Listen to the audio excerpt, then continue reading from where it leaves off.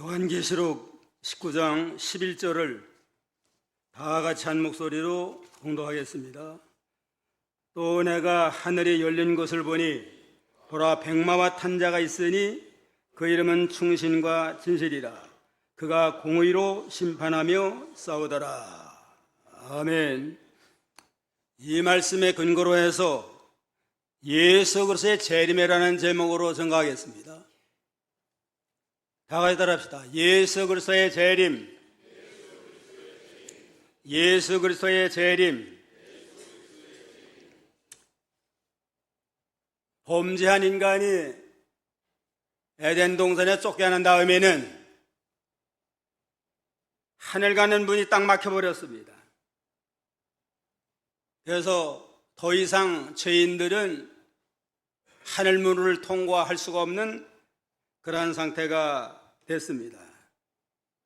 그러나 우리 주님께서는 사랑하는 하나님의 백성들이 고난당하고 핍박을 당하고 어려울 때 하늘 문을 열어서 하늘의 영광을 바라보게 하면서 위로와 격려를 주시면서 환난을 이겨나가도록 이렇게 섭리하셨습니다. 바벨론 70년 포로 생활하는 가운데는 바벨론 포로 가운데 고통당하는 에스겔 선지자에게 하늘문을 열어줬다고 그랬습니다. 에스겔 1장 1절에 보면 제30년 4월 5일에 내가 그발강가에 사로잡힌 자 중에 있더니 하늘이 열리며 하나님의 이상을 내게 보이시니라. 바벨론 포로 생활하는 가운데 얼마나 하나님의 백성들이 어려움을 당해요. 본국은 다 정복당하고 먼 나라 바벨론의 포로 생활하는 그들에게 하나님은 낙심할 바가 위로와 소망을 주기 위해서 하늘문을 열어주면서 하나님의 이상, 하나님의 약속으로 위로해 줬습니다. 잠깐 동안 너희에게 내가 성소가 되게 하마. 이방 나라 포로 잡혔다고 낙심하지 말아라. 내가 너희 가운데 성소가 되어서 너희를 지켜줄 거고 이제는 70년에 차면 다시 본토 가나안 땅으로 돌아가서 하나님의 나라를 건설하게 될 것이다 하는 위로와 소망을 주었습니다. 사도행전에 보면 스데반 집사가 전도하다가 돌에 맞아 죽어가는 그 얼마나 참 처참하고 낙심할 만한 그러한 때에 하늘을 울어보니까 하늘문을 하나님 활짝 열어줬습니다. 하늘문을 열어줬는데 보호자 우편에서 서신 주님을 바라보게 됐다 그랬습니다. 보통 예수님은 승천한 다음에 하나님의 보호자 우편에 앉아 계시는데 사랑하는 하나님의 백성이 지금 하나님의 일꾼이 복음 전에다가 순교당하는데 편안히 앉아 있을 수가 없잖아요. 그냥 주님이 일어나서 안절부절하시면서 이러면 조금만 참아라. 조금만 참으면 나를 만날 수 있다 하면서 위로하며 격려할 때에 그 영광을 바라보는 스데반 집사의 얼굴이 천사와 같이 환하게 기쁨이 충만했다고 그랬습니다. 이와 같이 하나님은 하나님의 백성들을 때로는 포로도 당하게 만들고 환난, 핍박, 시험을 당하지만 어려움을 당할 때마다 하늘문을 열어서 위로와 소망을 더해주시는 그러한 하나님이십니다. 본문에는 여기 11절 다시 보면 또 내가 하늘이 열린 것을 보니 보라 백마와 탄 자가 있으니라. 반모섬에 귀양살이 가서 고통당하는 사도 요한에게 하늘문을 열어줬습니다. 하늘문을 열어서 백마를 타고 재림하시는 그 영광을 바라보면서 환난 핍박으로 끝나는 게 아니다.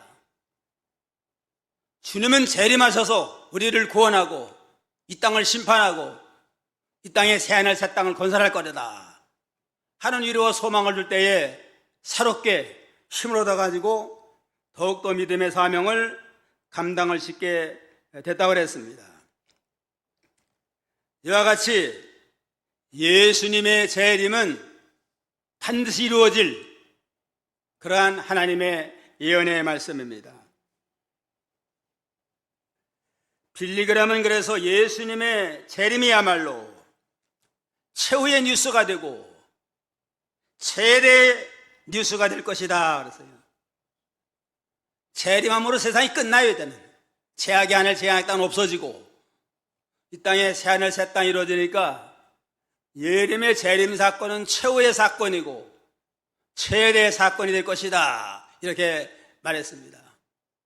그야말로 예수님의 재림은 역사적인 인류 역사의 최대의 사건이 됩니다. 그야말로 그냥 천지가 개벽을 하는 겁니다. 천지가 개벽을 해서 죄악의 하늘 죄악의 땅은 없어지고 이 땅 신천신지 새하늘 새 땅이 도래하는 역사적인 사건이 불언간에 이루어지리라 하고 약속을 하고 우리에게 소망을 주었습니다. 예수님의 탄생이 역사적인 사실로 이루어졌잖아요. 구약 4천년 전에 이렇게 아담을 통해서 이렇게 예언한 그대로 처녀의 몸에서 예수님이 오신 것처럼 말세에 재림하리라 하는 재림의 사건도 역사적인 사실로 반드시 이루어질다 하는 걸 우리는 미루어 생각할 수가 있습니다. 그러면 역사적인 이 예수님의 재림이 어떻게 이루어지나? 첫째는 예수님께서 백마를 타고 재림을 하십니다. 11절 한번 읽어보세요. 11절 또 내가 하늘이 열린 것을 보니 보라 백마와 탄 자가 있으니 그 이름은 충신과 진실이라 그가 공의로 심판하며 싸우더라. 하늘이 열린 것을 보니 보라 백마와 탄 자가 있으니라 그랬습니다. 예수님의 재림의 모습, 영광스러운 재림의 모습을 미리 보여주셨는데 하늘문이 열릴 때 아주 그냥 백마를 타고 위험당당하게 영광스럽게 주님이 재림하시리라 그랬습니다. 백마를 탄 왕자, 백마를 탄 왕자를 처녀들이 많이 기다리잖아요. 처녀의 결혼 때가 되면 백마를 탄 왕자님을 기다리고 있습니다. 나타나면은 결혼해서 이제는 왕비가 될 꿈을 가지고 기다리고 있습니다. 결혼 때가 됐는데 나 결혼 안 할 거예요 그런 사람은 뭐예요? 아직 백마 탄 왕자가 안 나타났어요. 그냥 백마 탄 왕자가 나타나기만 하면 언제 그러냐 그냥 다 결혼하게 됩니다. 제가 신학교 다닐 때에 괜찮은 여학생이 입학을 했어요. 그냥 인물도 괜찮고 믿음도 좋은 것 같고 자기는 주를 위해서 평생토록 결혼하지 아니하고 죄를 한다 하니까 총각 신학생들이 많이 좀 관심을 가졌어요. 그냥 그래서 그 다음학기에 등록을 안 했어요. 그냥 어쩐 일이냐 하니까 결혼했대요. 평생토록 결혼 안 하고 주를 위해 헌신한다고 그러다가 백마탄 왕자가 나타난 모양이에요. 결혼했는데 안 믿는 총각하고 결혼했대요. 여자들 말을 못 믿어요. 그냥. 그런데 한 20년 후에 만났는데 그 남편이 장로가 돼가지고 나타났습니다. 믿음이 좋긴 좋은 모양이에요. 어쨌든 백마탄 왕자인 줄 알고 꿈을 가지고 결혼했는데 그냥 실망하는 사람들 많잖아요. 근데 이 시간 여러분들에게 절대로 실망하지 않는 백마탄 왕자님을 소개하겠습니다. 백마탄 왕자에게 중매하겠습니다. 절대로 실망할 일이 없어요. 그냥 바울 사도가 그렇게 얘기를 했잖아요. 이게 7, 80 늙은 할머니도 소망을 가지세요. 그냥. 다 늙어가지고 이제 무슨 소망이 있느냐. 그래도 백마탄 하늘 왕자님 그리스도가 재림하는 날 우리의 신랑이 돼가지고 함께 천년왕국에 들어가고 영원 천국에 들어가서 행복하게 사랑이 넘치는 그러한 은혜와 축복을 누리게 됩니다. 그래서 바울 사도도 그렇게 여기 예언했습니다. 바울 사도가 얘기를 했잖아요. 내가 너희를 정결한 처녀로 그리스도께 중매하려 함이로다. 예수님을 증거하는 건 정결한 처녀로 영원한 왕자가 자꾸 딴소리가 나오네. 백마를 탄 왕자로서 영원한 우리의 신랑이 되고 우리의 주님이 되실 걸 예언했습니다. 이게 남자들도 낙심하지 말아요. 이거는 육신적으로는 늙었지만 부활한 다음에는 신령한 몸으로 변화가 돼가지고 주님을 만나서 이제는 영원한 사랑과 영광을 누리는 그러한 복된 성도가 될 수가 있습니다. 11절을 다시 보면 또 내가 하늘에 열린 것을 보니 보라 백마와 탄 자가 있으니라. 예수님이 백마를 타고 영광 가운데 재림하셔서 성도는 구원하고 온 세상은 심판함으로 이 땅에 제한할 새 땅을 건설해 줄 것을 예표적으로 이렇게 말하는 겁니다. 말이라고 하는 건 전장을 상징하잖아요. 또 신색이라고 하는 건 하나님께 속한 겁니다. 그러니까 백마를 타고 예수님이 나타난 건 예수님의 복음운동, 예수님의 하늘나라 천국운동을 이뤄나가시는데 백마 타고 구원운동을 역사하셨는데 이제는 마지막에 모든 마귀 역사를 다 정복을 하고 죄와 사망을 정복을 하고 영원한 승자로서 백마 타고 오셔서 이제 모든 성도를 구원해서 함께 천년왕국에 들어가서 혼인잔치하고 영원무궁 천국에 들어가서 영생복을 누릴 소망을 우리에게 주시고 반면에 끝까지 반대하고 대적하고 믿지 않는 세상은 심판해서 이 땅에 새하늘과 새 땅을 건설하리라고 하는 그러한 하나님의 약속을 실현시켜 나가는 겁니다. 로마의 군인들이 전장에서 이기면 꼭 백마를 타고 왔대. 개선장군은 백마를 타고 왔습니다. 그러므로 예수님이 백마를 타고 재림하시는 건 예수님은 영원한 승리자다. 영원한 승자로서 참된 구원을 베풀어 주시는 구원의 메시아가 된다 하는 걸 우리에게 가르쳐주고 교훈하는 겁니다. 그런데 그 백마 탄 주님은, 재림의 주님은 이름이 있는데 이름이 뭐라고 그랬어요? 충신과 진실이다. 재림하신 주님의 이름이 충신과 진실이에요. 이름이라고 하는 인격을 가르치는 거 아니에요? 예수님의 인격이 충신과 진실하신 분이시다. 충성되고 진실해서 모든 약속을 다 이루시는 그러한 신실하신 구원의 메시아 주님이 되신다는 걸 우리에게 예표적으로 이렇게 가르쳐 주는 겁니다. 예수님의 인격이 충실하고 진실되니까 예수님으로 구원받은 우리도 어떻게 해야 돼요?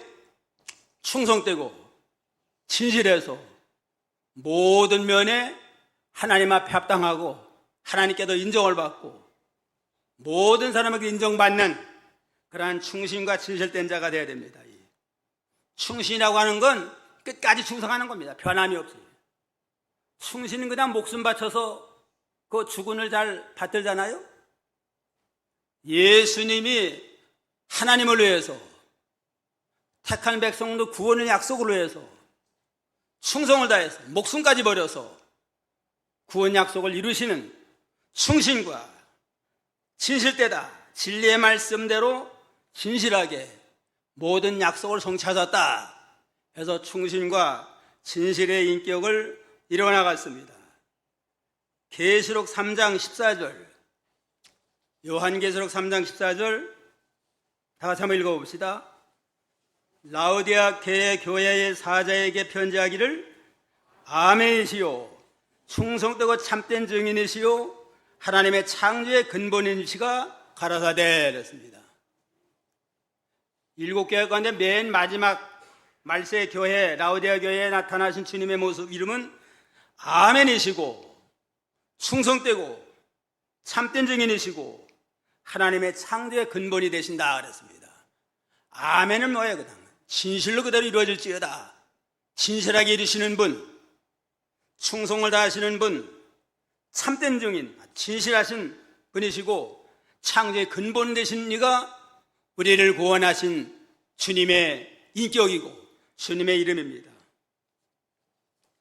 그런 거를 믿는 성도들도 충성되고 진실한 자가 되어야 돼요. 하나님 편에서도 충성되고 진실된 자가 되고 말씀에 대해서도 충성되고 진실한 자가 되고 하나님의 교회에 대해서도 충성되고 진실한 자가 되고 인간관계에 대해서 충성되고 진실한 자가 되어서 하나님께도 인정을 받고 모든 사람에게 인정받는 그러한 믿음의 인격을 갖추고 나가야만 참으로 주님을 믿는 그러한 복된 성도다 하는 걸 우리가 여기서 알 수가 있습니다. 다윗도 하나님 앞에 충성되고 진실한 자입니다. 솔로몬 왕이 왕이 되자마자 1000번제를 드려서 하나님 앞에 영광을 돌렸는데 꿈속에 하나님이 나타났습니다. 내게 내가 무엇을 주고 할 때에 그때의 꿈속에 고백하기를 내 아비 다윗이 성실과 공의와 정직한 마음으로 주와 함께 주의 앞에 행함으로 주께 저에게 은혜를 베풀어나이다 하고 고백을 했습니다. 다윗이 얼마나 믿음으로 본을 보였는지 솔로몬이 꿈속에도 우리 아버지는 성실과 정직과 공의와 정직한 마음으로 하나님 앞에서 하나님과 함께 사명을 감당했나이다. 나도 그와 같은 믿음을 갖게 해달라 하고 하나님 앞에 고백을 했습니다. 얼마나 다윗이 하나님의 일에 충성을 다하고 성실하고 공의와 정직한 마음으로 사명을 감당했는가 하는 걸 우리가 여기서 알 수 있습니다. 그럼 우리가 어떤 사람이 되어야 돼요? 충성과 진실, 충성되고 진실한 믿음으로 하나님께 영광 돌리는 그러한 복된 성도가 다 되어야 되겠습니다. 그 다음에 또 백마를 타고 온 재림해준 어떠한 주님이시냐? 공의로 심판하며 싸우심. 공의로 심판하고 싸우더라. 심판할 때 그냥 무조건 그냥 남의 편이라고 그냥 이렇게 잔인하게 하고 내 편이라고 다 들어준 게 아니고 공의롭고 진실해서 참된 믿음으로 하나님을 바로 섬긴 자는 구원의 영광으로 끝까지 거역하고 불순종하고 하나님을 대적하고 나간 자는 공의를 심판해서 이렇게 하나님의 공의를 세워나가는 공의로운 심판주, 공의와 심판으로 싸워나가는 그러한 주님인 걸 우리에게 여기서 말씀을 했습니다. 12절에 보면은 그는 눈이 불꽃 같고 그 머리에는 많은 면류관이 있더라. 눈이 또 불꽃같이 그냥 그 모든 상황을 바로 분별할 수 있는 그런 불꽃 같은 눈을 가지고 옳고 그른 걸 잘 분별하고 마음의 생각까지 감찰해서 믿음으로 끝까지 은밀한 가운데로 선행한 자에게는 구원의 영광으로, 은밀한 가운데 악을 행하고 겉으로는 믿음 다 지키는 것 같고 외식하는 자라 할지라도 주님은 다 알아요. 그냥 알아서 은밀한 모든 걸 다 드러내서 그대로 심판하시는 그러한 공의의 심판주이심을 또 여기서 말씀을 했습니다. 전도서 12장 13절 14절, 전도서 12장 13절로 14절 한번 읽어봅시다. 일의 결국을 다 들었으니 하나님을 경외하고 그 명령을 지킬지어다. 이것이 사람의 본분이니라. 하나님은 모든 행위와 모든 은밀한 일을 선악간에 심판하시리라. 일의 결국을 다 들어봤는데 가장 지혜로운 왕 솔로몬 왕이 인생의 모든 일을 다 겪어보고 말년에 고백하기를 여호와를 경외하며 그 명령을 지켜라. 그게 사람의 본분이다.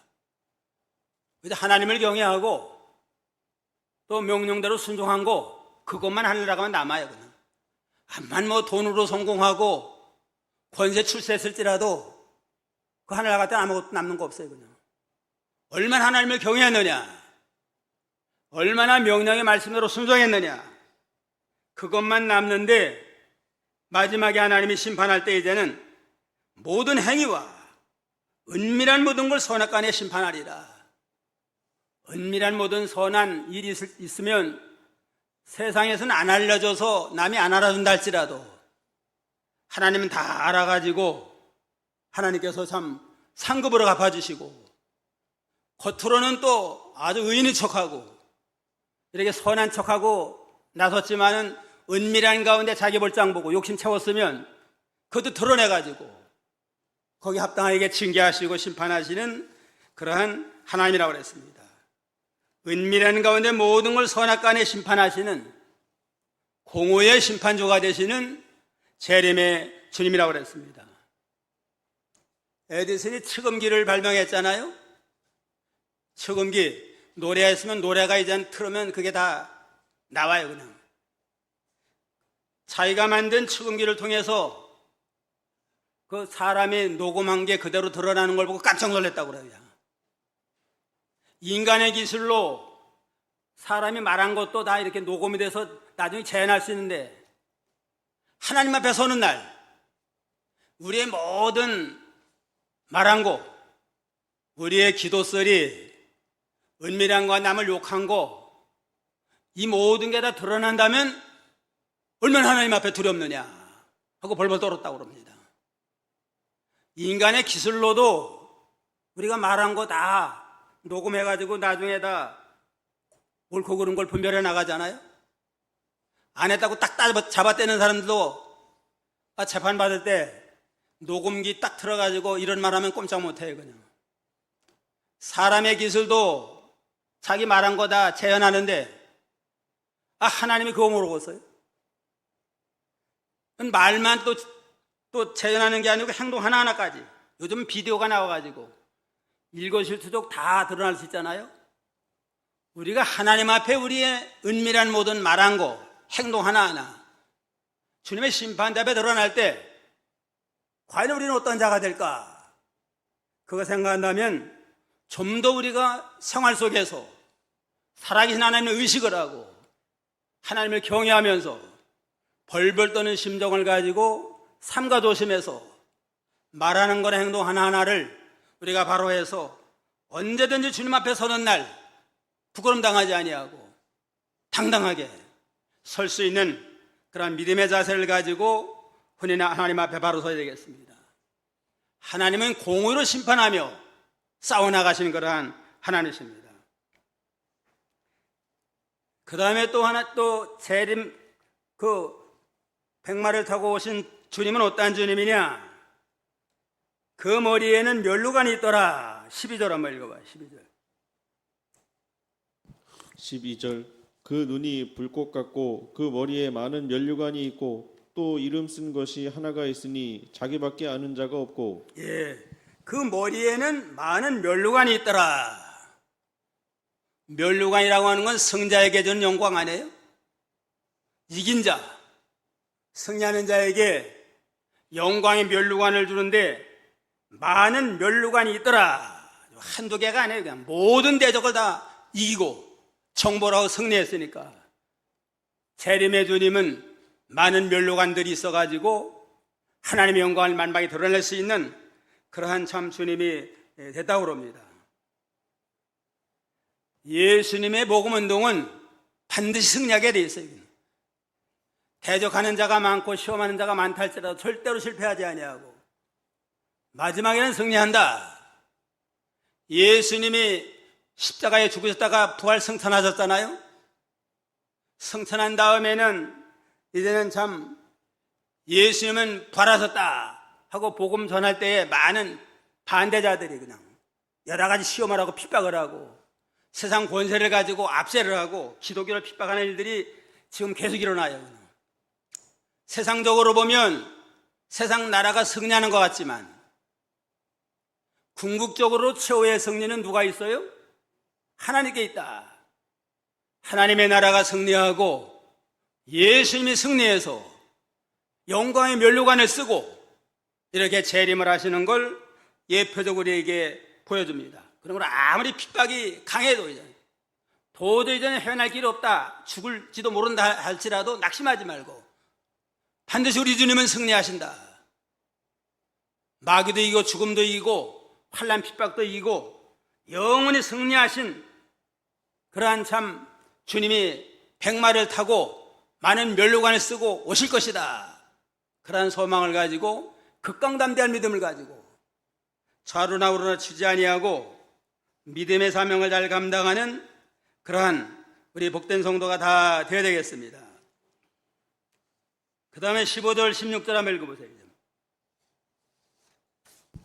15절 그의 입에서 이한검이 나오니 그것으로 만국을 치겠고 친히 저희를 철장으로 다스리며 또 친히 하나님 곧 전능하신 이의 맹렬한 진노의 포도주 틀을 밟겠고 그 옷과 그 다리에 이름 쓴 것이 있으니 만왕의 왕이요 만주의 주라 하였더라.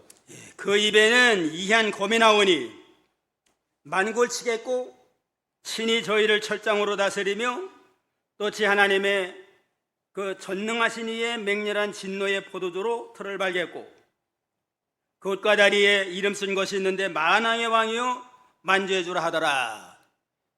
만왕의 왕 만주의 주로 승리하게 됩니다.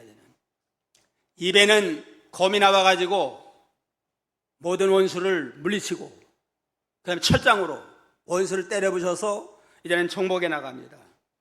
그래서 마침내는 승리함으로 만왕의 왕 만주의 주로 승리하신 그러한 우리 재림의 주님이 되십니다. 입에서 검이 나오는 건 말씀으로, 하나님의 말씀이 성령의 검이라고 그랬잖아요. 말씀으로 모든 마귀 역사, 환난 시험을 다 이겨나가고 철장 권세를 가지고 이제는 모든 대적을 물리치고 대승리함으로 만왕의 왕이여 만주의 주라 칭하면서 승리함으로 영광 거두실 걸 말씀을 했습니다. 계시록 17장 14절 계시록 17장 14절 다 같이요. 저희가 이 어린 양으로 더불어 싸우려니와 어린 양은 만주의 주요 만왕의 왕이심으로 저희를 이기실 터이요 또 그와 함께 있는 자들 곧 부르심을 입고 빼내심을 입고 진실한 자들은 이기리로다. 어린 양 예수는 만왕의 왕이 되고 만주의 주가 돼요. 모든 왕들의 왕이 되고 모든 주, 모든 주장자, 모든 권세자들의 주가 되는 주님이 이제는 반드시 이기는데 거기에 부르심을 입은 사람들, 빼내심을 얻은 구별된 그러한 신앙을 가지고 진실되게 약속을 믿고 나가는 자는 반드시 주님으로 말미암아 이기고 승리하는 그런 영광을 얻게 되리라 이렇게 말씀을 했습니다. 예수님의 백마를 타고 재림을 하셨는데 재림주의 이름이 뭐라고 그랬어요? 충신과 진실이다. 그러니까 우리도 예수 믿는 사람은 충실과 진실하다. 예수 믿음으로 구원 받았으니까 이제는 끝까지 충성을 다하고 진실한 자가 되고 그 다음엔 뭘로 싸워요? 공의로 심판하며 싸우더라. 뭐요? 공명정당하게 나가야 돼요. 상식에 통하고 좌로나 쥐자리하고 공의로 싸워서 승리하고 머리에는 뭐가 있어요? 면류관. 모든 대적을 물리쳐 승리했다. 승리의 면류관이 있고 또 이름 쓴 것이 하나 있는데 뭐라고 이름을 썼어요? 만왕의 왕이여 만주의 주다. 모든 왕의 왕이 되고 세상 모든 주장자의 주장이다가 되는 왕이 만화왕 만주가 주가 됨십니다 하고 주님 의지하고 나가면 뭐 이기지 못할 원수가 없어요. 그냥 만화왕 만주의 주가 되는데 누가 거기 감히 나서겠어요. 그냥 그런 거로 주를 의지하고 나가는 자는 절대로 실패가 없고 반드시 승리한다 하는 승리의 확신을 가지고 부활의 주님을 믿음으로 잘 준비해 나가야 됩니다. 근데 슬기로운 다섯 처녀는 기름 준비 잘 해가지고 기쁨으로 주님을 용접을 해서 결혼해가지고 영광에 들어갔지만 이건 뭐 겉으로만 그냥 뭐 주님을 영접합니다 하고서 기름 준비 안 한 사람은 나중에 기름이 없어가지고 졸며 잠자다가 주님을 아예 영접 못하게 됐습니다. 슬기로운 다섯 처녀와 같이 늘 깨어서 재림의 주님을 사모하면서 믿음의 기름 준비 잘하고 충성되고 진실한 자가 돼야만 믿음 준비 잘해요. 그냥 기름 준비 잘해서 언제든지 주님이 오실 때 기쁨으로 주를 영접하는 복된 성도가 다 되기를 주님의 이름으로 축원합니다. 17절부터 한번 읽어보세요.